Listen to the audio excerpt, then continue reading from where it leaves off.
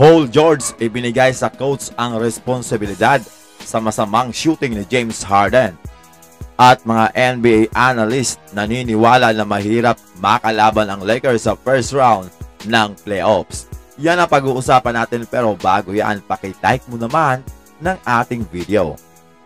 Ang Clippers ngayon ay nasa number 4 seed sa West, pero ang kanilang point guard na si James Harden ay sobrang nag-struggle ang shooting.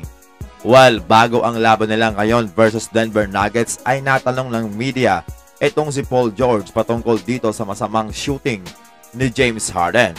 Ayon kay Paul George, hindi daw siya ang coach, sabay sabing, next question. Ayaw na nga sagutin pa ni Paul George ang mga katanungan patungkol dito. Masama daw kasi ang loob nila mga amigo dahil na nakaraan ay sinabi nga ni Coach Ty Lue na sila ay soap. Yun daw ang kanilang identity ayon dito kay Coach Ty Lue. Inadmit naman ni Paul George na hindi siya natutuwa sa naging approach ni Coach Ty Lue at dapat daw sa locker room na lang pinag-usapan ang naturang bagay. Kumbaga, sila na lang at hindi na pinaalam sa buong madla. So pag ganito ang sinasabi ni Paul George, meaning mayroon talaga silang sama ng loob dito kay Coach Ty Lue at hindi maganda ang ganitong relasyon na makakasama nga sa kanilang performance, lalo na sa mga player ngayong darating na ang playoffs.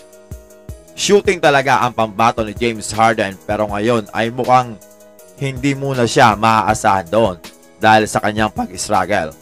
Sa last game nila versus Sacramento Kings, umiscore lamang ito ng 6 points on 1 of 7 shooting from the field, playing 32 minutes. Samantala, hindi pa man nagsisimula ang playoffs at kahit nga play-in ay hindi pa rin nagsisimula, marami na ang mga lumalabas na opinyon na nagsasabi patungkol dito sa Los Angeles Lakers. Sinabi na ni Danny Green dati na ang Lakers daw ang pinakamapanganib na team sa play-in dito sa West. At kanina sa programang Get Up ay sinabi nga ng host na si Mike Greenberg na naniniwala siya na ang tanging team na pwedeng talunin ang Lakers ay ang Denver Nuggets. At kapag nakaharap nila ang batang OKC o kaya ang Minnesota Timberwolves kung saan injured nga itong si Karl Anthony Towns, malamang sa malamang ay malulusutan daw ito ng Los Angeles Lakers at pwede pang magkaroon ito ng deep playoff run. Sinang-ayon na naman ito ni Austin Rivers na kapag walang injury daw ang Los Angeles Lakers ay pwedeng muli itong makaabot sa conference finals basta't huwag munang makakaharap ang Denver Nuggets dahil sa napakalawak ng playoff experience ni LeBron James at Anthony Davis na nakita nating nanalo na ng kampyonato. Dinagdag pa ni Austin Rivers na bukod dito sa duo ni LeBron at AD, mayroong silang solid na role player na nag-step up kaya ni D'Lo, Austin Reeves at Rui Hachimura na pare-parehong nag-average ng double figure. Kung titingnan daw natin mga amigo ang nasa taas ng West, andyan nga ang OKC at Timberwolves na bata at walang katulad na experience ng Lakers.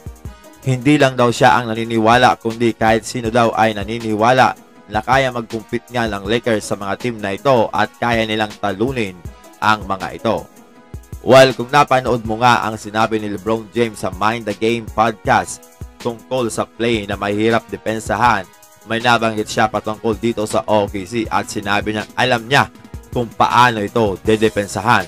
Pero hindi niya daw sasabihin dahil baka makaharap nila ito sa playoffs. Grabe, pinaghahandaan na pala ni LeBron James ng OKC. Ngayong regular season, 4 na beses maghaharap ang Lakers at Minnesota Timberwolves na nakuha na nga ng Wolves ang 2 panalo at 1 sa Lakers at may natitira pang 1 laro. Samantalang versus OKC, 4 na laro sila nagkaharap at nakuha ng Lakers ang 3 panalo doon. 1 lamang para sa OKC. So ano ang masasabi niyo mga amigo? Makaabot kaya muli sa conference finals ang Lakers?